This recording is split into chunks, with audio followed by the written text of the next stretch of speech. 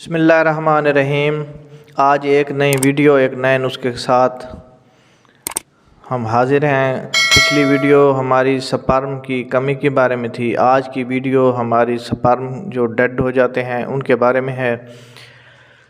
ان کی علامات ہیں انسان کے جسم میں حرارت بہت زیادہ ہوتی ہے، بہت زیادہ گرمی پائی جاتی ہے، اور قوام جو خراج کرتا ہے اس میں بہت زیادہ جلن ہوتی ہے۔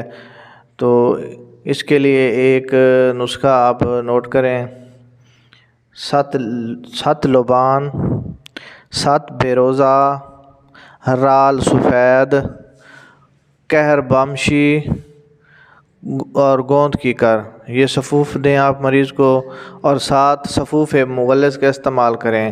آپ کرشی کا لے لیں صفوف، وہ بھی ٹھیک ہے، اگر آپ اپنا بنائیں تو وہ اس سے زیادہ بہتر ہے۔